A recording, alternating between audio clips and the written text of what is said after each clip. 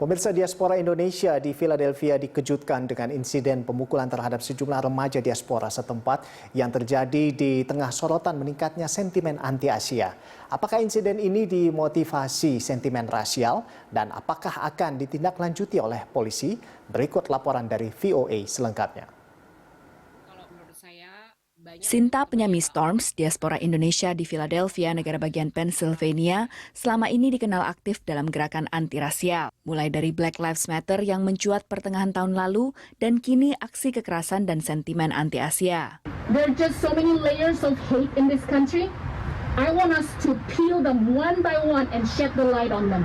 Pekan sebelumnya, Sinta bersama pemimpin komunitas lain di Philadelphia mengusut kasus kekerasan yang terjadi pada warga keturunan Indonesia di transportasi umum. Mereka lagi duduk aja, nunggu kereta, dan kemudian anak-anak ini langsung duduk sebelahnya ngedorong.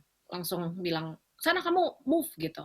Pas keretanya datang, naik ke kereta, mereka terus diintimidasi gitu dengan anak-anak itu. Sementara ada orang-orang lain, cuman mereka yang dijadiin target.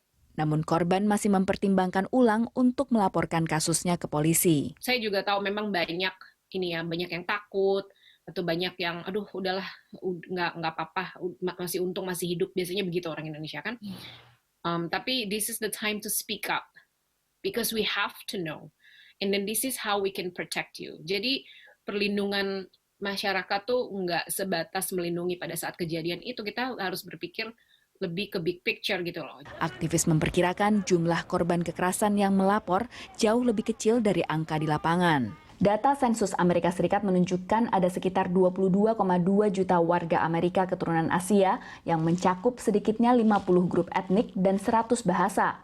Dalam setahun terakhir, sekalipun beberapa serangan menyebutkan Tiongkok sebagai sasaran target, namun korban kekerasan kerap berlatar belakang etnik lain dalam kelompok warga keturunan Asia, termasuk diantaranya warga Filipina dan Vietnam.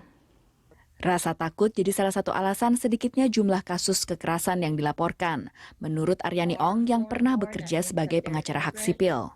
They may not have had good interactions with the local police or the government in the past, and therefore do not trust that anything good's going to come out of it. And that's not an unfounded fear, right? Because of the stories about police misconduct too toward people of color in this country. Sejarah Indonesia yang punya latar belakang dengan kolonialisme bisa menjadi perbandingan dengan kondisi rasisme di Amerika.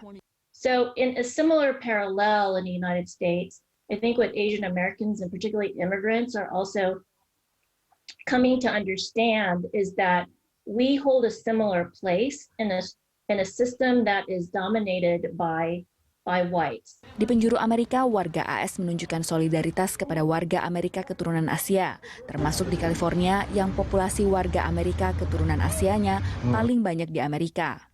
Bahwa saya mau bahwa mereka tahu bahwa kita Indonesia, diaspora Indonesia juga ikut mensupport, ada di sana gitu loh.